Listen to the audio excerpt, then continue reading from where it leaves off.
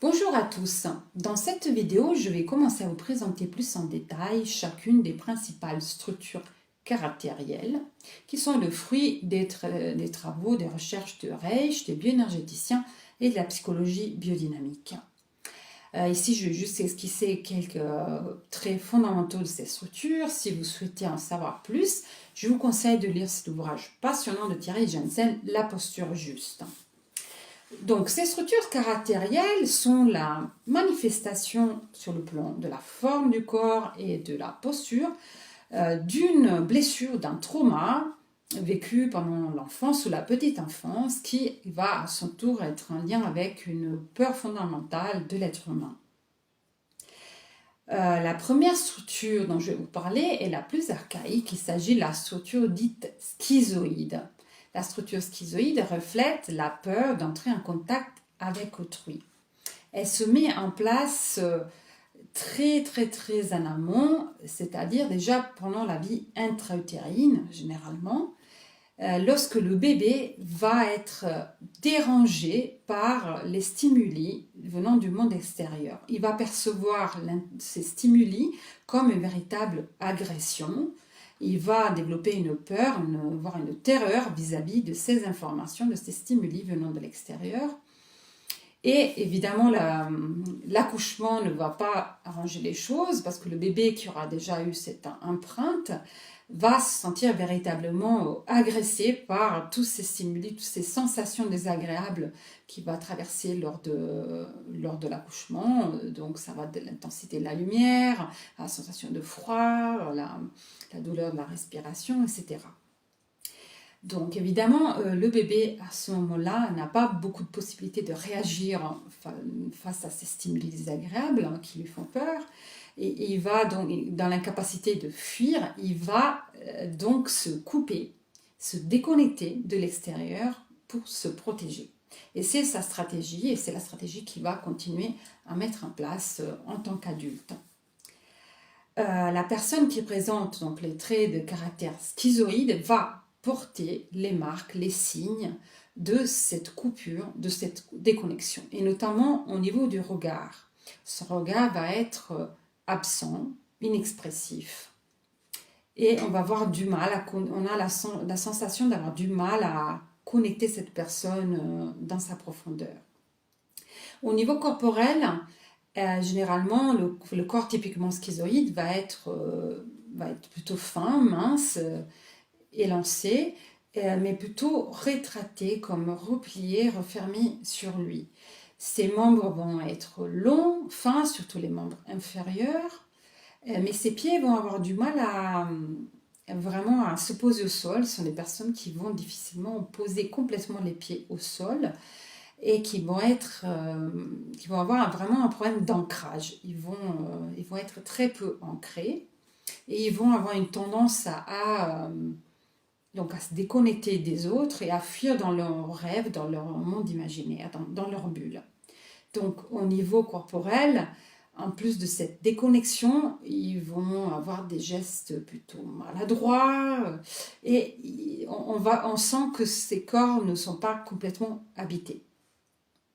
Au niveau de leur attitude, les personnes schizoïdes vont avoir du mal à entrer en lien avec les autres. Ils vont avoir tendance à s'isoler, à fuir le contact et vont avoir du mal à prendre leur place, à s'exprimer. Ils sont habités par un fort sentiment d'insécurité vis-à-vis du monde extérieur et des autres et vont être timides ou voilà, facilement dans un monde un petit peu à eux et vont plutôt un peu flotter dans les airs. Au niveau de leur potentiel, les personnes schizoïdes ont un très grand potentiel de créativité. Ce sont généralement des personnes très créatives. Beaucoup d'artistes présentent ce trait de caractère schizoïde. Et ils vont avoir aussi accès à une vraie spiritualité, mais à condition de la conscientiser et de l'enraciner, de la faire descendre dans leur matière. Le deuxième trait de caractère que nous allons voir est le trait de caractère oral.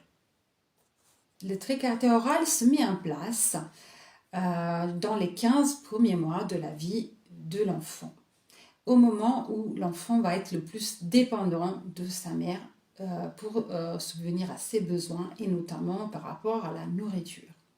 La personne qui va développer le trait caractère oral aura été marquée dans sa petite enfance par une frustration, un sentiment de manquer et de ne pas avoir été assouvi dans son besoin, notamment d'être nourri. Ça peut être dû à une mère qui ne se sent pas légitime, qui est très insécure, qui se sent très maladroite par rapport à ce besoin ou qui a peu d'instinct maternel. La peur fondamentale de la personne orale est la peur de perdre le lien avec autrui.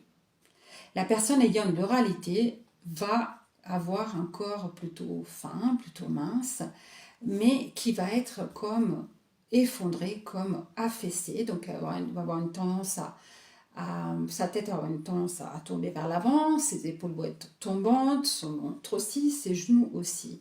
Toute sa posture va être affaissée dans une attitude de relâchement, d'effondrement qui fait écho avec c'est la résignation du bébé, l'effondrement du bébé par rapport à ce besoin non assouvi. Au niveau corporel, l'oral va aussi manquer d'énergie vitale. Il va être hypotonique, on va avoir des muscles hypotoniques et il va avoir un manque en vide au niveau du troisième chakra qui a un lien avec l'estomac. Au niveau de son attitude, la personne orale aura une tendance à développer le syndrome du Calimero. Elle va se sentir un peu seule, coupée des autres, elle va avoir le sentiment que personne ne l'aime, que personne ne l'aide, personne ne la comprend. Et elle va facilement se sentir donc victime. Elle a une posture donc abandonnique et elle va inconsciemment chercher tout le temps à attirer l'attention sur elle et à prendre l'énergie des autres pour se nourrir. Donc elle va quelque part inconsciemment pomper les autres. Le potentiel inexprimé et inconscient de l'oral est un énorme potentiel d'aimer, de nourrir, de prendre soin des autres, à condition de guérir ce besoin maladif de se nourrir, de prendre des autres. Voilà, donc j'espère vous avoir donné déjà quelques clés de compréhension, peut-être pour vous, pour votre entourage, pour que vous cheminiez vers davantage de compassion et de bienveillance vis-à-vis de votre passé et de votre histoire. Et je vous dis à bientôt pour la suite de ces structures.